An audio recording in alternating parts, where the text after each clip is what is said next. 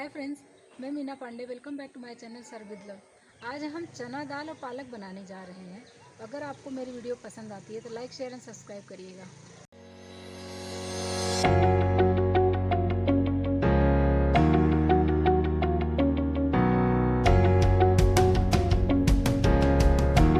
तो चना दाल हमने धो के कुकर में डाल दिया है और इसी में हम 1/4 टीस्पून हल्दी डाल देंगे।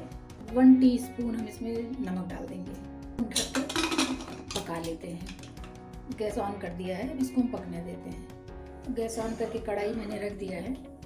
इसमें मैं 2 टेबल स्पून सरसों का तेल डाल रही हूँ। तेल हमारा गर्म हो गया है। 1/2 टीस्पून हम इसमें जीरा डाल देते हैं। जीरा हमारा चिटकने लगा है तो इसी में हमने थोड़ा सा 5-7 लहसुन और थोड़ा सा अदरक छोटे छोटे पीसेस में काट लिया है। 1 हरी मिर्ची काट लिया है, इसको डाल देती हूँ। हमने 1 प्याज काट लिया है तो प्याज को इसी में डाल देती हूँ। प्याज को ट्रांसपेरेंट होने देते हैं। प्याज भी हमारा ट्रांसपेरेंट हो गया है। इसी में मैंने 1 टमाटर ऐसे ही कद्दूकस कर लिया है, तो इस तरीके से फिर आप पेस्ट भी बना के डाल सकते हो। अभी गैस को हम कम कर देते हैं। इसी में हम बाकी के मसाले मिला लेते हैं। तो 1/2 टीस्पून इसमें मैं हल्दी डाल देती हूँ। 1 टीस्पून गरम मसाला। अब इसी तरह से इसी में मैं 1/2 टीस्पून काश्मीरी लाल मिर्च पाउडर डालूंगी।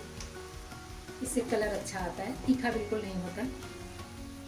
मसाले हमारे पक गए हैं और ये देखिए मसाले तेल भी छोड़ने लगे हैं और मसालों में से बहुत अच्छी खुशबू आ रही है।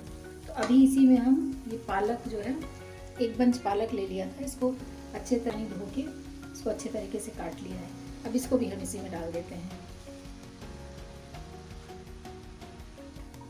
तो इससे क्या होगा कि गल जाएगा हमारा पालक हमारा ऊपर नीचे मसाले मिक्स हो गए हैं।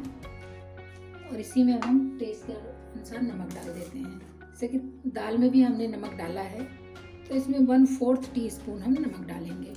बाकी बाद में बन जाने के बाद टेस्ट करके नमक हम ऐड कर सकते हैं। तो ये नमक को भी हम ऊपर नीचे करके मिला लिए। अभी इसको ढक के हम इसी पे ऐसे पकने देते हैं। तो हम अपना पालक चेक कर लेते हैं। देखिए पालक हमारा गल गया है अच्छे तरीके से। वो बहुत ही अच्छा कलर आया है। पालक एकदम हरा हरा दिख रहा है, बहुत अच्छा लग रहा है।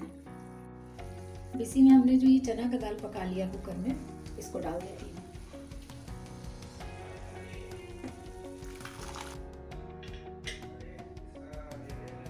तो ये देखिए पालक मैंने अपना चना दाल मिला लिया है।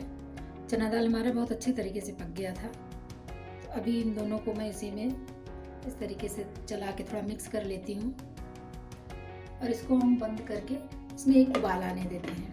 अपना दाल चेक कर लेते हैं। देखिए दाल में हमारी अच्छी उबाल आ गई है। बहुत ही प्यारा कलर आया दाल में। तो अभी दाल हमारा पक के तैयार हो गया। तो हम गैस को अपना बंद कर देते हैं। इसी में धनिया पत्ती काट के थोड़ा सा डाल के सर्व कर सकते हैं खाने के लिए। दाल हमारी बन के तैयार हो गई है। तो हमारा चना दाल पालक बन के तैयार हो गया। आप लोग भी अपने घरों में बनाइए। कमेंट्स बॉक्स में ज़रूर बताइएगा कि कैसा लगा। लास्ट तक मेरी वीडियो देखने के लिए थैंक यू।